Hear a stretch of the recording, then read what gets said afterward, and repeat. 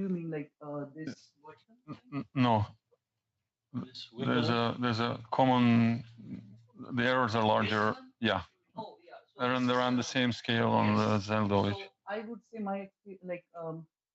I would say it's the Bayesian acoustic oscillations wiggles, which it's trying to average out. But because we have taken just 100 realizations, and those are the first 10, those 100 realizations do not average those BAO wiggles that much. So that's why you are seeing that wiggle right here.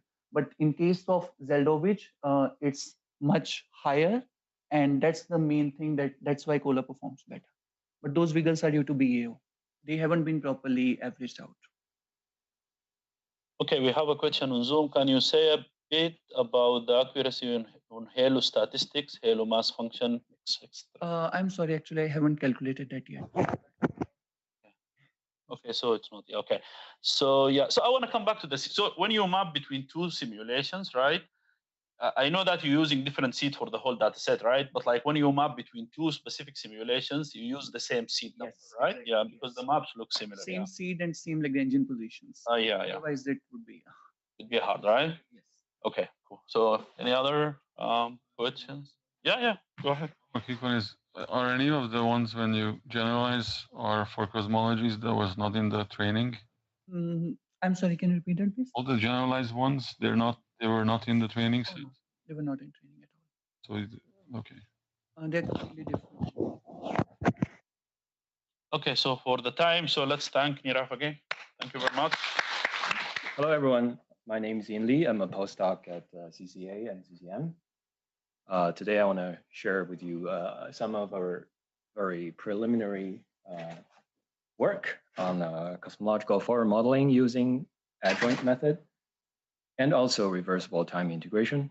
So this work is done with Chirag Modi, who is also a postdoc at CCA and CCM, and Yufeng from Google and Berkeley. and Leslie Greengard, who is the director of CCM. Actually, this work was started because Leslie Greengard gave a tutorial on adjoint method 2 years ago in the Flatiron annual meeting. So an overview of the talk is majority of the talk will be about a short introduction on adjoint method combined with reversible time integration and its application in cosmology. And at the end, I'll show some very preliminary benchmark results based on our work in progress code, which is a particle mesh simulation, which is based on JAX. So a very quick overview of cosmological forward model. So it takes in parameters, including cosmological parameters and some random noise, typically white noise, and tries to predict some observables, say galaxy catalogs or H1 maps. And we also would like to take derivatives given some objective and optimize our model or do a statistical inference. So there are a few stages here. Theta is the parameter, and then it includes cosmological parameters. We use those to run some Boltzmann code. By solving Boltzmann equation, that gives us the power spectrum, and by feeding the power spectrum to initial condition generator, which is the second stage, and also include some random noise, we can generate the initial condition for our simulation. And to run the simulation, we have to do some time integration, which is the third step there. And during doing the time integration, we can do some observation. Let's say the observables typically lives on a light cone, and then that requires us to do observation together with the integration. And we can be more creative. Say we can include a neural network that takes the output on the light cone and predicts the halo mass, which is a dynamical halo finder. And at the end, we take the observables and feed it into our objective. And that objective can be, say, a likelihood function or something else. But in the end, we want to take the derivative of that objective function with respect to the parameters and then optimize this whole process. So we go forward to model the observables, and then we go backward to get the gradients with respect to the parameters. Now, most expensive part here is this solid circle, solid box, which I expanded in B. It involves multiple steps.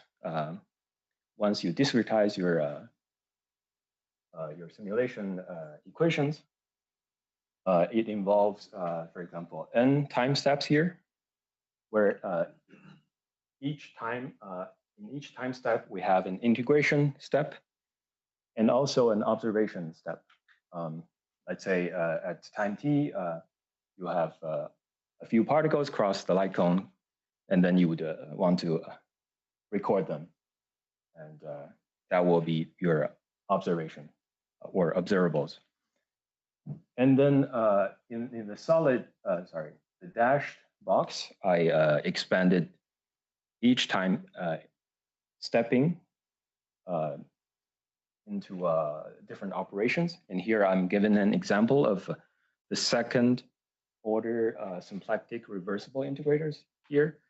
It involves a kick operator, which updates the velocity using acceleration, and drift operator updates positions of particles using velocity, and force operator updates the accelerations using positions, and finally a kick that finishes this whole run.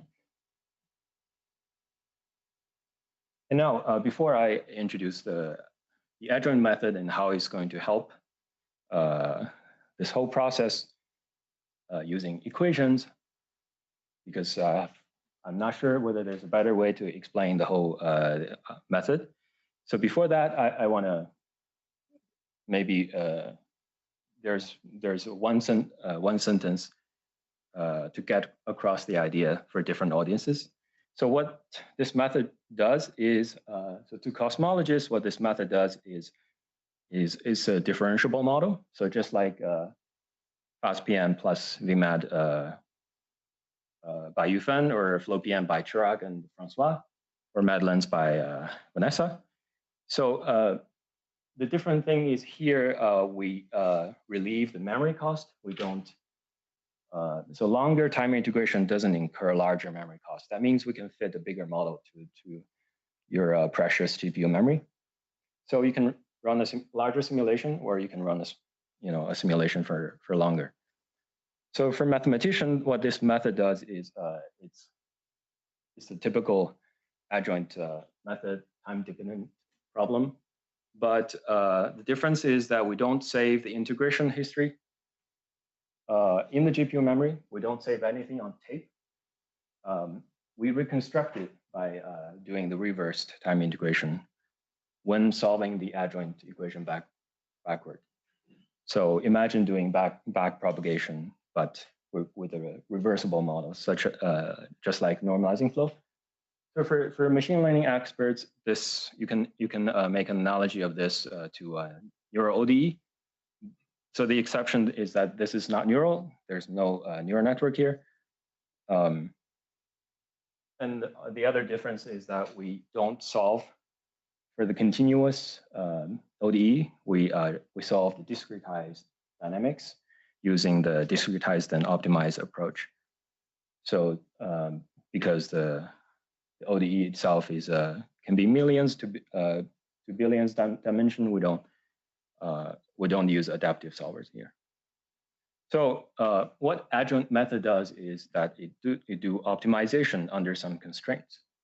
So for machine learning, for deep learning, this can be optimizing MSE loss under the constraints that your input of the objective is the output of some neural network. For the dynamics here, for the dynamics we consider here, you can think of this as a time-dependent problem given by some Hamilton's equation, right? So x can be both positions and velocities, and it's given by some initial condition. And we integrate from T0 to T1, where T1 can be the time today, and T0 is the time of initial conditions.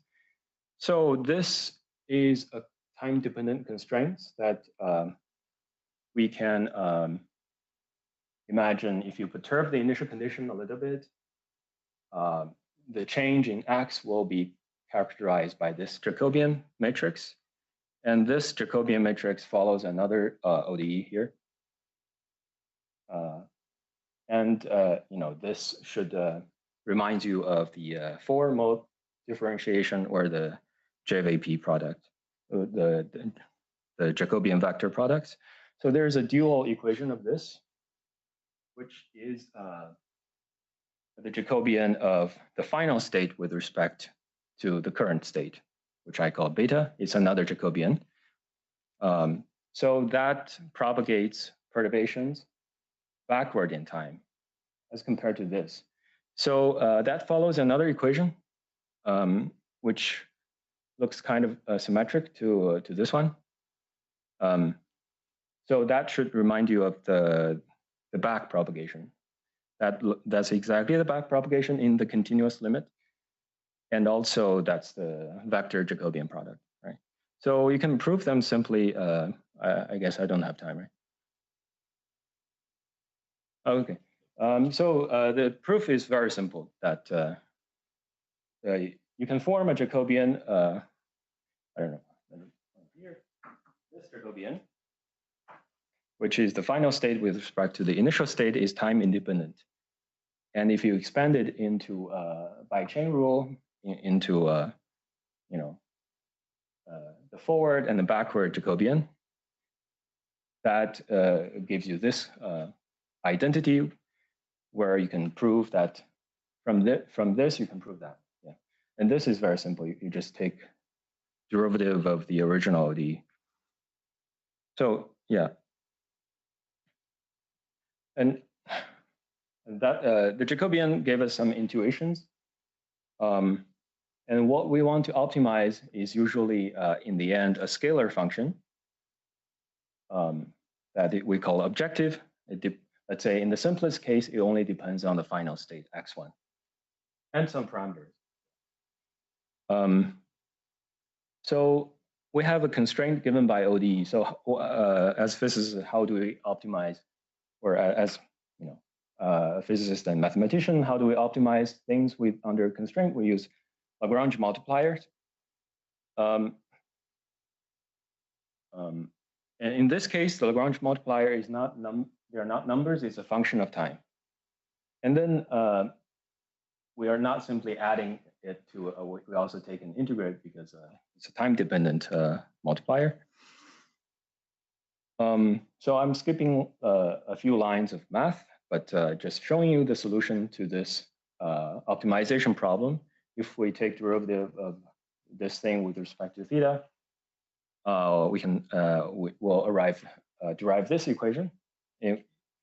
And note that the similarity of this equation to this equation. So lambda looks exactly like the backward beta equation. And it takes some initial condition at the final time. So it's very easy to take the partial derivative of the objective to the final state. And then at that time, we start to solve this adjoint ODE backward in time. So unlike the original ODE, which we solve forward in time, this will solve backward in time. So this is exactly like the backpropagation process. And so what do we do after we solve lambda, which is the Lagrange multiplier? We can plug it back into the objective, and then we can derive the final objective gradients with respect to parameters like this. So this whole thing, once you do it, it should give you exactly the gradients if you just plainly apply, PyTorch, TensorFlow, JAX to our model. So why do we do this?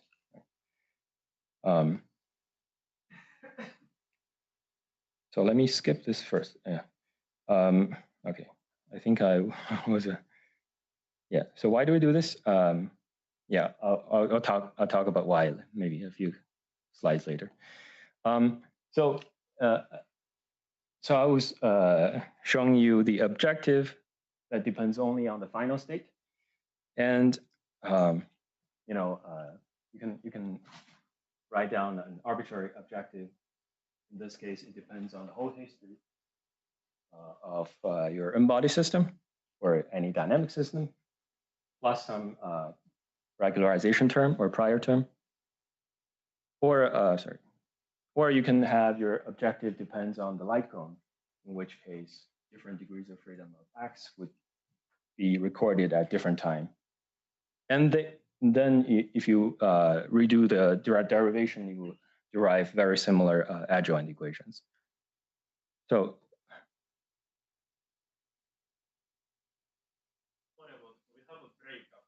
okay. So I showed you some continuous adjoint equations, and the dynamics we solve in the end are discretized, right? Because simulations are expensive, we can typically only afford dozens or to hundreds of steps, and each step looks something like this. And again, you can do this exercise. You can write down a discretized Lagrange multiplier, lambda sub k, and the discretized adjoint equation that they followed. So they look very similar to the continuous case. So back to why. Why do we have to do this if this gives you exactly the gradients that you can simply get from TensorFlow or PyTorch or JAX? The reason is when you solve this equation backward, so this term requires us to remember the forward solutions. at each time, right? That's typically recorded on tape when you use auto-diff engine. That means your memory cost actually scales with the number of time steps. So one way to get around that is to take advantage of the fact that we have a reversible dynamics. It's Hamilton's equation. And look at the leapfrog integrator there.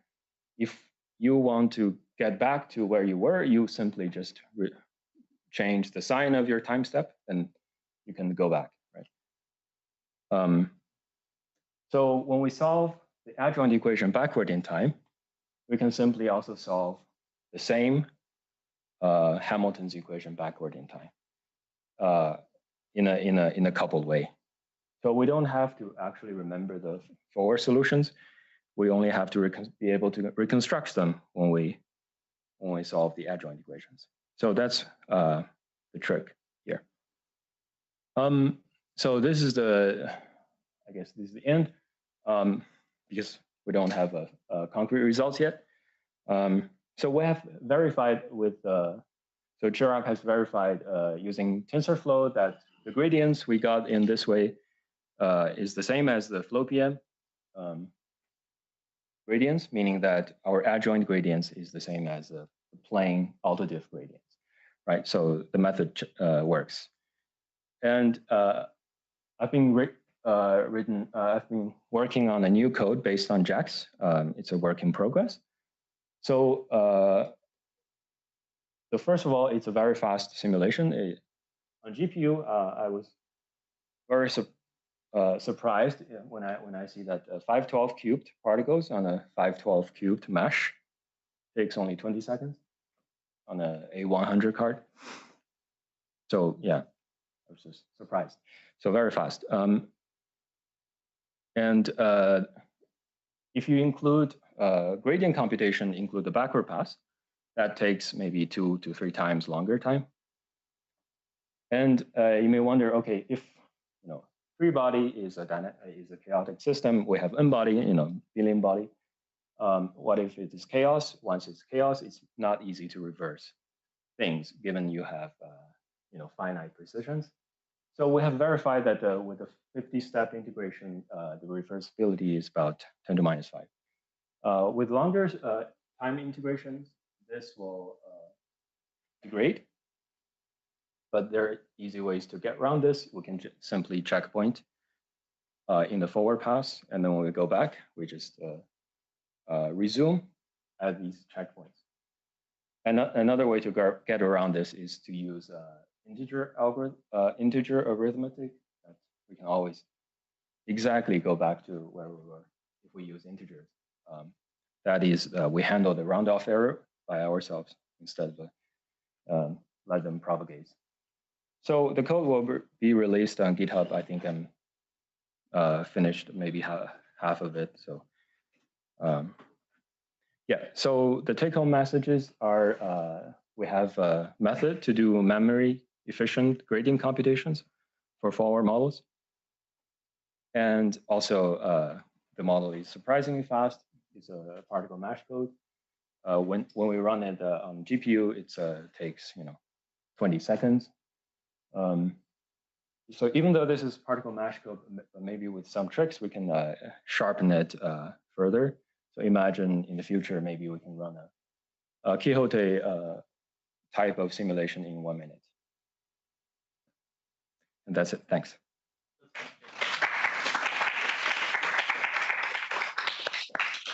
Great. So questions. When you implement this in JAX, and let's say some lunatic comes out and say, I want a bigger box, so that runs into memory issue GPU. Does it run, like, can you distribute the model onto multiple GPU and, just bypass the bottleneck of, like, can you strap more GPUs on it to have, like, bigger memory? Like in the current in principle, yes. But I haven't done that yet. Okay. Right now, we're using 1 GPU. That's good enough for 512 or I believe maybe even 768, but not to 1024. Okay.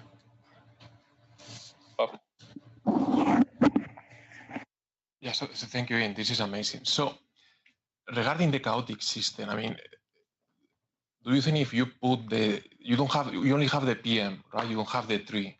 Yeah, no tree. If you go to smaller scales or at some point you put the tree, do you think still you will be able to handle that? Yeah, I think for this, probably don't. Yeah, the answer is I don't know. I'm thinking of something else. It's like, for example, Urosh or B-Way's PGD or LDL. They use some sharpening step to make the simulation more accurate. So basically, you have a target simulation, you have a full gadget run, and then you fit your PM simulation to that with some tunable parameters. Okay. Other questions on Zoom? No. So I have one. So when I hear Jacobian all the time, I think that you might need to have the determinant, right, in these calculations. So how do you ensure that it's like, do you choose like the Jacobian to be tractable, or how do you? Oh, that's a good question. The Jacobian in this for Hamiltonian problem is conserved, right? So in this case, you don't worry about that, because Hamiltonian dynamics is where symplectic integrator will make the phase space volume conserved. So that means the Jacobian is always 1. I see. Okay, so if no more questions, okay, let's thank Ina again. Okay, so I want to talk about some work in progress, very much work in progress, that I've been doing with Miles and Will and Shirley and David. And it's called Machine Learning the Lagrangian Way. Okay, so to give you some motivation, our goal is to take a dark matter only simulation, an n-body simulation, and predict various baryonic fields. And the simplification that we observe here is that if you give me a local map of the dark matter field, then I can give you a pretty good guess of what the baryons are going to do just by looking at it, right? So the observation is that baryonic effects are more local than gravity, so we can hope to have some, progress with a machine learning approach that's just working locally. There are basically 2 use cases that we envision for this. First one is you run your n-body simulation or even something faster, right? And then you run a neural network on it, and you get your baryonic observables in very short time. And then you can do all the kinds of stuff you want to do, summary statistics, LFI, whatever. The second use case, which I also find very interesting, is not even looking at the predicted fields, but rather try to interpret what your network has learned and maybe learn something about the connection between astrophysics and cosmology. Okay, so in this talk, I'm going to focus on TSZ, but I believe that most of the things that I'm going to say are quite generalizable to other baryonic fields. Okay, to give you some background on where we are coming from, we first tried to solve this problem with CNNs in this paper. And I'm going to briefly talk about this work first, because it gives you some background on why we converged at a different solution now. Okay, so the motivation was we have a spatial problem with translational symmetry. So as we all would do, we start with CNNs, right? So now you converge at this huge CNN architecture, it's a UNet. And the main problem that we faced in this approach is what we call sparsity. So what I've plotted here, for example, is the cumulative distribution function of electron pressure. So that's a proxy for the TSZ effect. And I've just arbitrarily indicated like the high pressure values that we actually care about, right? So any summary statistics that you might be interested in are probably not going to be affected very much by pressure values below this interesting range. And what you can see here is that most of space is not interesting, right? Most of space is empty. So this makes training neural networks hard. So what we did in this case was to use zoom-ins and biasing by halo mass in order to concentrate on the regions of space that we're actually interested in during training. And the dashed line is now the CDF if you introduce this biasing. Okay. So to give you some results from that, from this CNN approach, this is the electron pressure 3D power spectrum. So you can see that on small scales, we're doing really well. On large scales, we have some problems. And if we project it, so this is all redshift 0 and it's just the illustrious TNG 300 box, right? So if you project the box to a 2D map, your power spectrum looks quite good. And we are definitely doing better than this Battaglia 2012 model. Okay, so to conclude from this, with CNNs, we can definitely do quite well on select summary statistics, for example, the power spectrum. But for example, the bispectrum was quite off. So we were not really satisfied with what we got with CNNs. Okay, so what were the problems? Why did this not work as well as we perhaps hoped it would? So as I said, due to the sparsity problem, we ended up concentrating on massive halos, even though we went in with the assumption of translational symmetry. So let's just focus on halos for now, right? Let's look at those.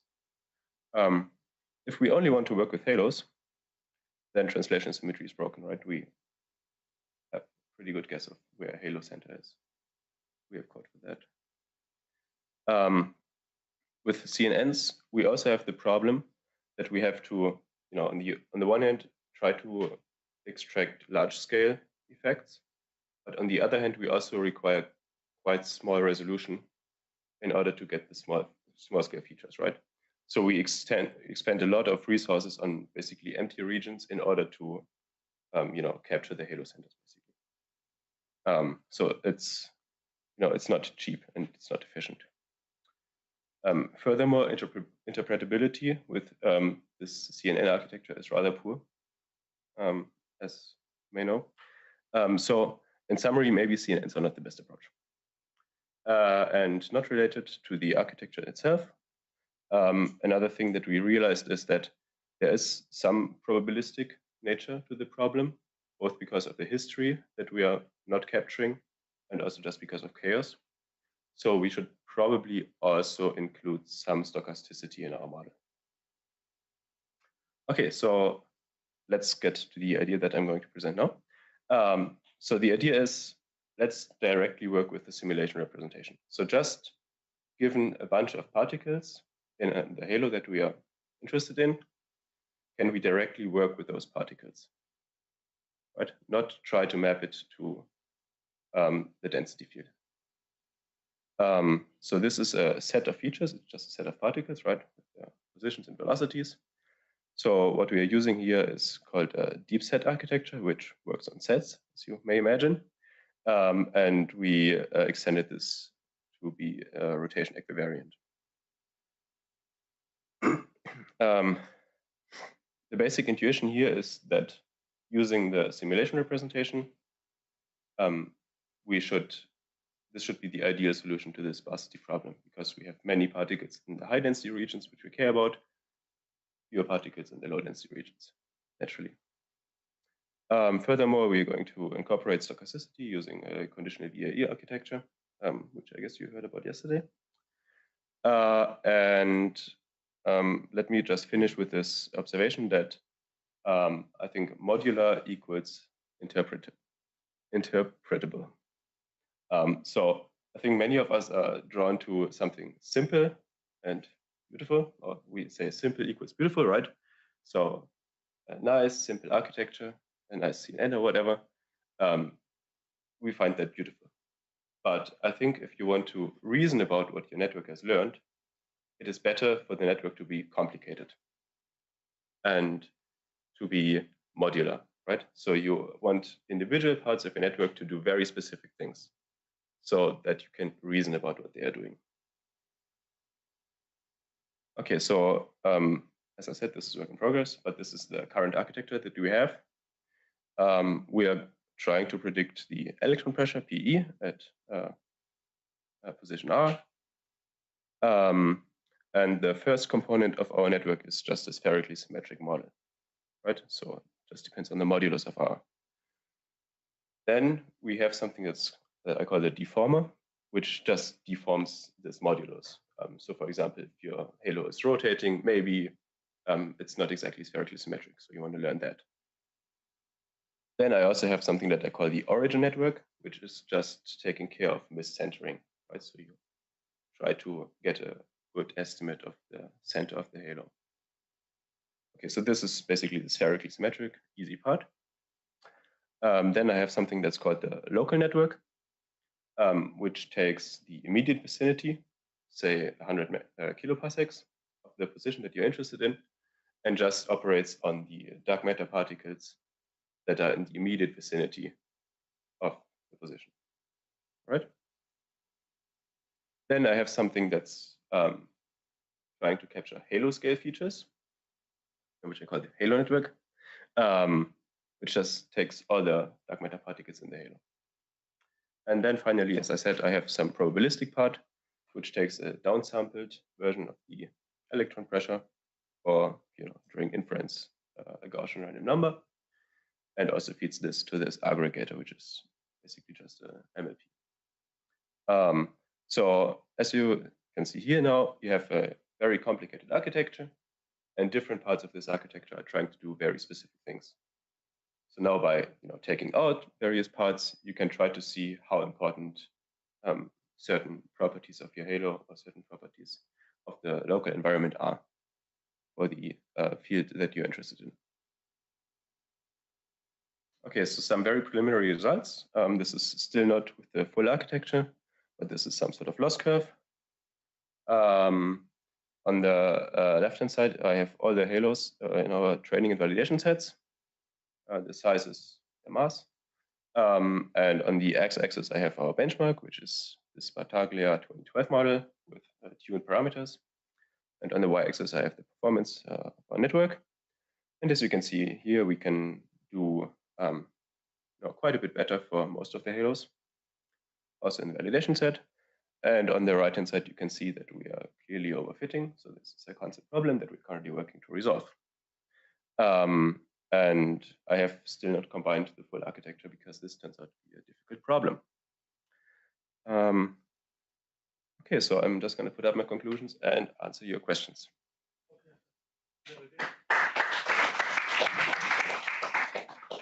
Okay, questions? Paco. Leander, so very nice. I have two questions. So the first one is, maybe I didn't understand this. So you do a mapping between the dark matter from an M body to a hydro one. Yeah. So how exactly do you do this? Because there is not, I cannot, even the number of particles might be different. So how do you do the mapping? Is a one-to-one mapping or is just given? No, okay, so maybe, no, so, okay. So what I'm trying to do is I'm doing a mapping from the dark matter particles to the electron pressure or some other baronic fields as a function of position.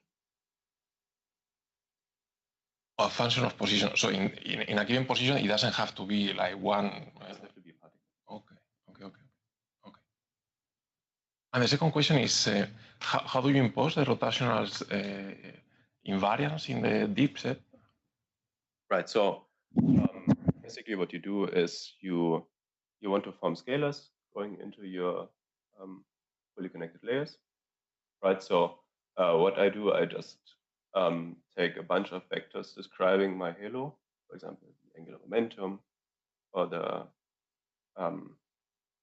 principal axes of the inertia tensor and stuff like that. And then I dot the positions and velocities with those vectors, make it scalars, right? And then depending on what I want as the output, I can just say this scalar level and just pass this through a bunch of fully connected layers. Or I can also use those fully connected layers to form linear combinations of vectors. And then I retain a vector representation, and my final output is going to be a vector that transforms in the same way as the input vectors. Great. Other questions on Zoom? So I have a question. So when you do your training, do you train each piece separately, or you put all of them together? And yeah, so putting all of them together immediately is very hard. Okay. So what I'm currently doing is to train each piece separately, maybe some in combination, and tune hyperparameters first in this smaller problems, and then when I put them together, I use different hyperparameters for the different optimizers. So the last loss we have seen now, it's not only for one piece; it's for the whole No, journey. so the last loss is for this origin, the deformer, and the local network. But it's still not probabilistic, and there's no halo scale features. Also, this light blue is trained together, and the light green. No, so sorry, there's like a legend on top. So okay, light blue are deep sets, and light greens are just MLPs. I see MLPs. Yeah, I should have pointed this out, I guess. So where is your latent space here? I mean, there are a bunch of latent spaces, right? Okay, yeah. So you don't have like a unique one, right? So each one has its own. Yeah. Okay. So any other questions? Okay. So if not, let's thank Leander again.